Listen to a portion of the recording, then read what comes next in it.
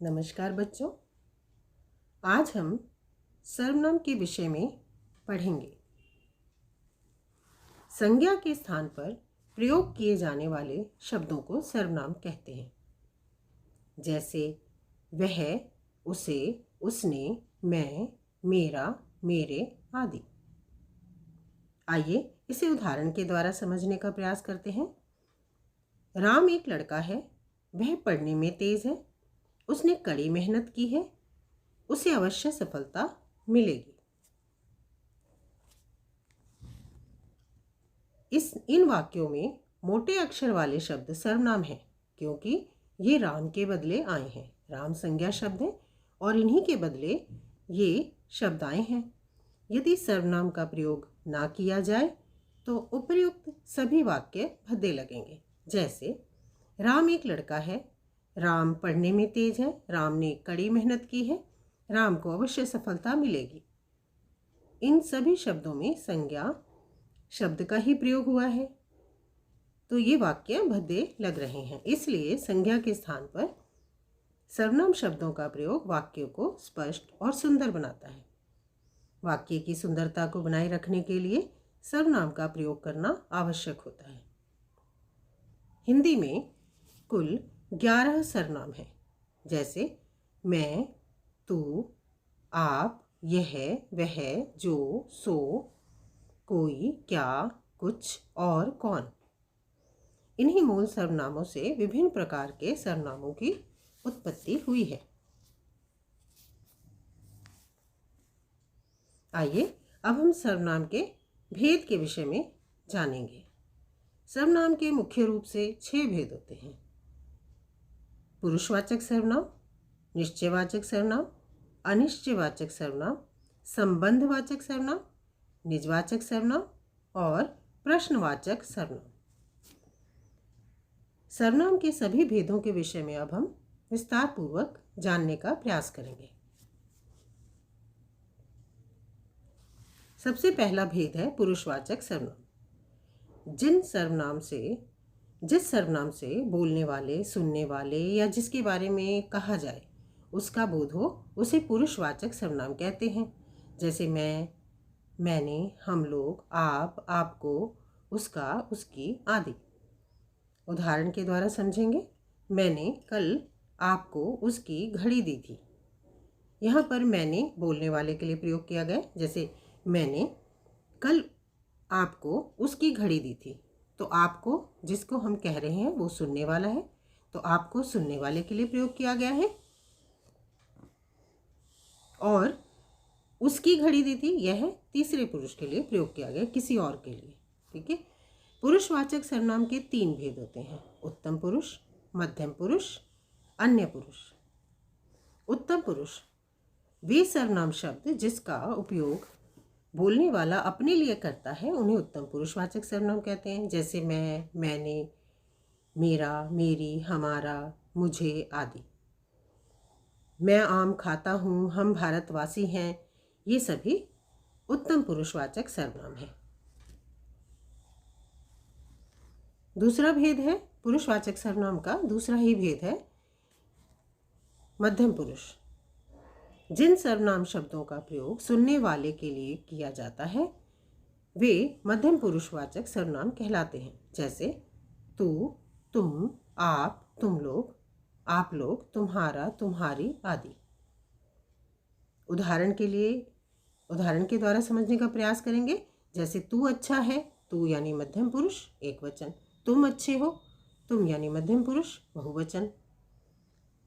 जो शब्द सुनने वाले के लिए प्रयोग करते हैं वो सभी मध्यम पुरुषवाचक सर्वनाम में आते हैं।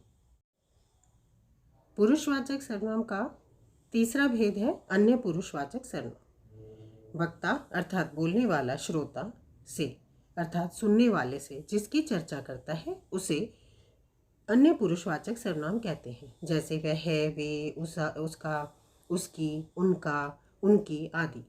ये सभी अन्य पुरुषवाचक के उदाहरण हैं। जैसे वह मोहन होगा, वह अन्य पुरुष है, एक वचन है। वे अच्छे लड़के थे, वे अन्य पुरुष है और बहुवचन है। यानी हम किसी तीसरे व्यक्ति के बारे में जो वहाँ मौजूद नहीं है, जब हम उसके बारे में बात करते हैं तो उसे हम अन्य पुरुष कहते हैं। सर्वनाम का दूसरा भेद है निश्चयवाचक सर्वनाम। ऐसे सर्वनाम शब्द जो निकट या दूर स्थित किसी व्यक्ति वस्तु की ओर निश्चय पूर्वक संकेत करें तो उसे निश्चयवाचक सर्वनाम कहते हैं। जैसे यह वह। उदाहरण के द्वारा समझते हैं। यह पुस्तक है। यह निश्चित रूप से हम पुस्तक की ओर इशारा कर रहे हैं और वो निकट भी है, इसलिए निश्चयवाचक सर्वनाम है। जैसे हम बोल रहे हैं वह हाथी है। ये निश्चित रूप से हाथी की ओर इशारा कर रहे हैं, लेकिन दूरी का बोध हो रहा है, इसलिए ये दोनों ही निश्चयवाचक सर्वनाम के उदाहरण हैं। तीसरा भेद है अनिश्चयवाचक सर्वनाम। जिन शब्दों से हमें किसी निश्चित व्यक्ति वस्तु का बोध ना हो उसे अनिश्चयवाचक सर्वनाम कहते हैं। जैसे कुछ और कोई।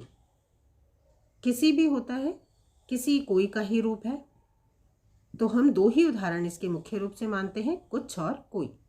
जैसे नदी में कोई तैर रहा है, अनिश्चित व्यक्ति है। कोई अनिश्चित व्यक्ति है, वह कोई भी हो सकता है। नदी में कुछ तैर रहा है, यह अनिश्चित वस्तु है या कोई जीव जंतु है। तो जिन शब्दों से हमें किसी निश्चित व्यक्ति या वस्तु का बोध नहीं होता उन्हें हम अनिश्चयवाचक सर्वनाम कहते हैं।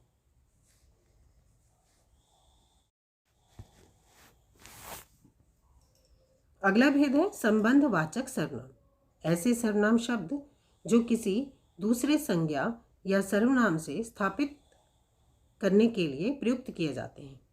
यानी दूसरे संज्ञा या सर्वनाम शब्द उसी वाक्य में जो प्रयुक्त हुए हैं उनसे संबंध स्थापित करने के लिए जिन सर्वनाम शब्दों का प्रयोग किया जाता है उसे ही हम संबंधवाचक सर्वनाम कहते हैं। जैसे जो सो, जैसा वैसा, वहाँ, जिसकी उसकी, जैसी वैसी आदि। उदाहरण, जिसकी लाठी उसकी भैंस, जो करेगा सो भरेगा। ठीक है। जो पुस्तक पिताजी लाए थे वह तो मुझे दे दो, ये भी संबंधवाचक सर्वनाम का उदाहरण है। जो और वह, इन वाक्यों में जिसकी उसकी, जो सो, जो वह, ये सभी शब्द संबंधवाचक सर्वनाम कहलाएंगे। अगला भेद है निजवाचक सर्वनाम। ऐसे सार्वनामिक शब्द जिनका प्रयोग स्वयं के लिए किया जाता है वे निजवाचक सर्वनाम कहलाते हैं। या हम ये भी कह सकते हैं कि ऐसे सार्वनामिक शब्द जो तीनों पुरुषों, उत्तम पुरुष, मध्यम पुरुष एवं अन्य पुरुष में निजता का बोध कराते हैं, यानी जो शब्द अपने लिए प्रयोग किए जाते हैं वे सभी निजवाचक सर्वनाम कहलाते हैं। जैसे मैं यह काम स्वयं कर लूँगा, मैंने अपना कार्य समाप्त कर लिया है।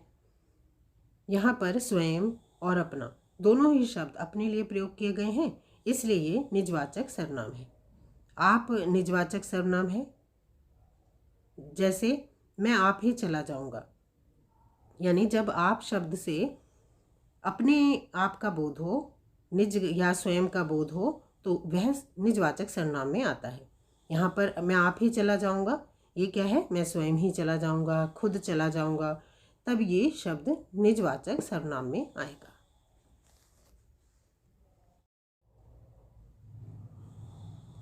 अगला भेद है प्रश्नवाचक सर्वनाम। जिन सर्वनाम शब्दों से किसी प्रश्न का बोध होता है उसे प्रश्नवाचक सर्वनाम कहते हैं। प्रश्नवाचक सर्वनाम वाले वाक्यों के अंत में प्रश्नवाचक चिन्ह लगा रहता है।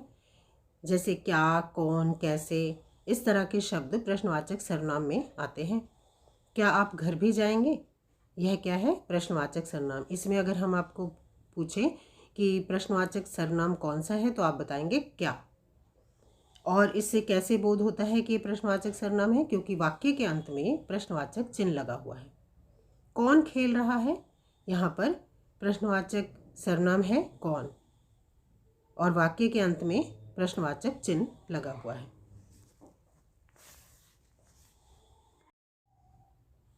तो बच्चों, आज हमने सर्वनाम के विषय में विस्तार पूर्वक जानने का प्रयास किया और इसके भेदों को भी समझने का प्रयास किया। मैं आशा करती हूँ आप सभी को ये विषय समझ में आया होगा और आप इसका अभ्यास अवश्य करेंगे। धन्यवाद।